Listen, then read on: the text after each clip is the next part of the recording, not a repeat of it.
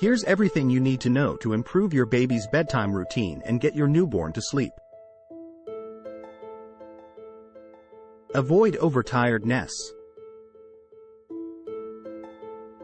Create a soothing sleep environment. Swaddle them.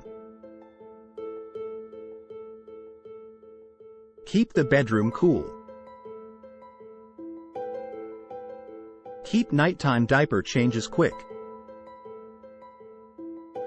Share the bedtime responsibility with your partner. Use a pacifier. Be flexible with naps. Stick to a bedtime routine.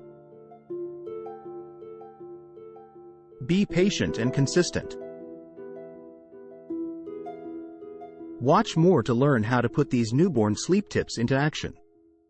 Spring into action at the first sign of sleepiness. Timing is critical.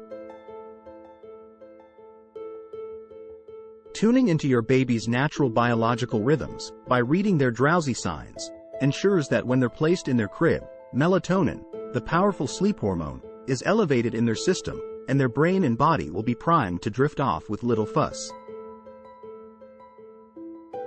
If you wait too long, however, your infant can become overtired.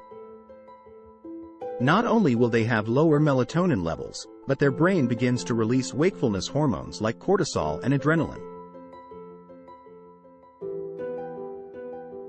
This makes it difficult for your baby to fall asleep and stay asleep and can lead to early wake-ups.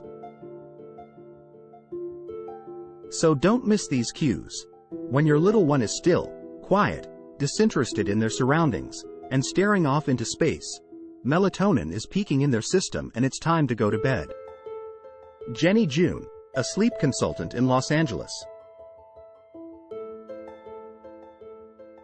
Create an optimal sleep environment.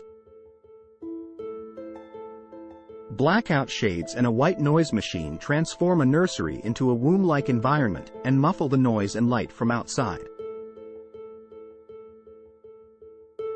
Half of a baby's sleep is REM, or rapid eye movement. This is the light sleep stage in which dreams occur, so it can seem as if almost anything will wake him. Your phone rings in the living room, you laugh too loudly at your Netflix show, you pull a tissue out of the box.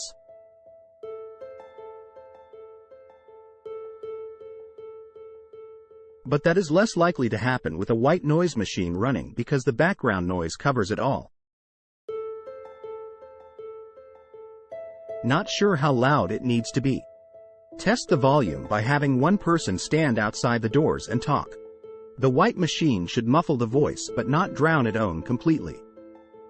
Brooke Nally, a sleep consultant and founder of Sleepy on Hudson in Dobbs Ferry, New York. Try swaddling.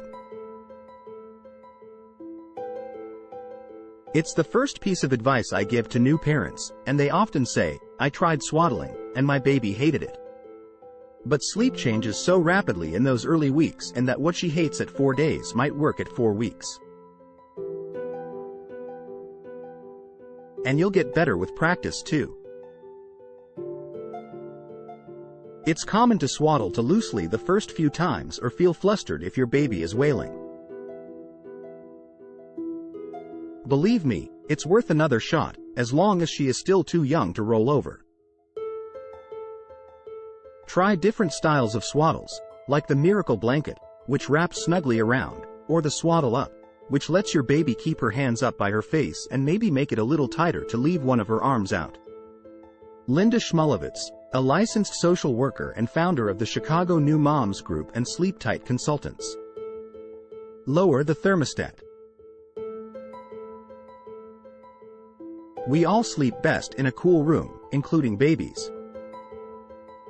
Aim to keep your thermostat between 68 and 72 degrees Fahrenheit to give your baby the most comfortable sleep. Worried they will be too cool? Reassure yourself by putting your hand on their chest. If it's warm, baby's warm enough. Nally. Be prepared for quick changes. Hunting for a fresh crib sheet after your baby soaks his diaper or spits up is miserable in the middle of the night, and turning on the lights can wake them up more fully, meaning getting him back to sleep can take an eternity.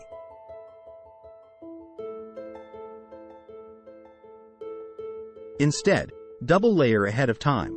Use a regular crib sheet, then a disposable waterproof pad, then another sheet on top. That way, you can just peel away the top layer and pad, throw the sheet in the hamper, and toss the waterproof pad. Also be sure to keep a one-piece, a swaddle, or a sleep sack nearby, whatever it is your baby needs to continue the night comfortably, so you're not hunting through drawers every time your baby's diaper leaks. Amy Palmer, a sleep consultant and co-founder of AB Child Solutions, in London.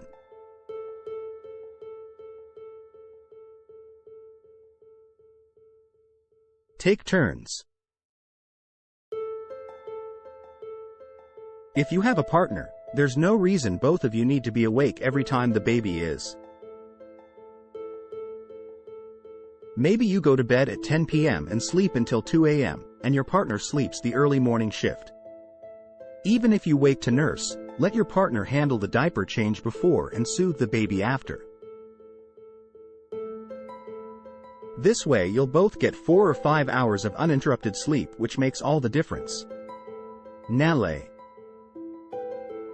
Consider this pacifier trick. If your baby cries because they're hungry or wet, that's understandable, but waking up in the middle of the night because they can't find their pacifier is frustrating for all. You can teach your baby to find it on their own by placing a couple of pacifiers in one corner of the crib, and every time they lose one, help them reach for it themselves by bringing a hand to that corner.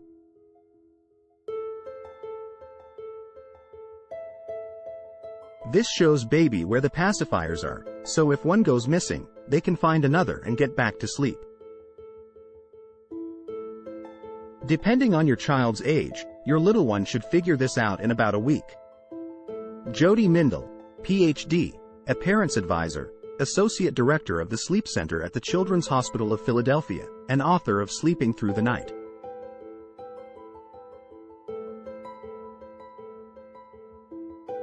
Don't stress about naps.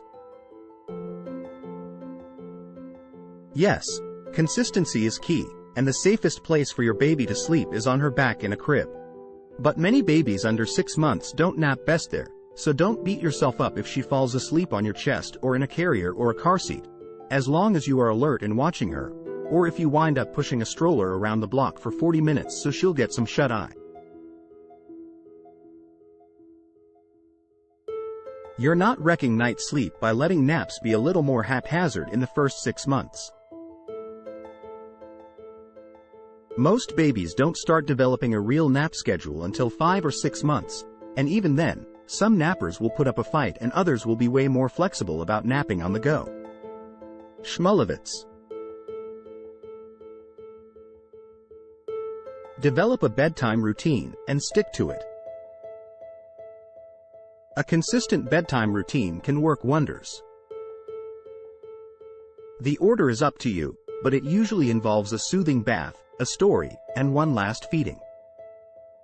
I also like to add a quick massage with lotion, gently squeezing and releasing the baby's knees, wrist, elbows, and shoulders, wherever there's a joint. Then you might do a final closing up of the nursery. Now we turn out the light. Now we start the white noise machine. Now we sway beside the crib. Now I lay you down. And that's the signal that it's time to sleep. Nale. Remain calm and patient, but be persistent. If you listen to your best friend, a cousin, or a neighbor talk about how their baby was sleeping through the night at 2 months, you'll just get stressed.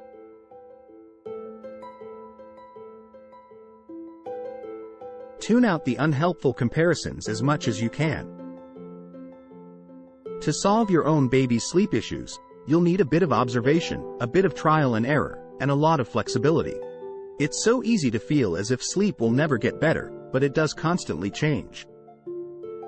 Just because you have a terrible sleeper at 2 months does not mean you're fated to have a terrible sleeper at 2 years.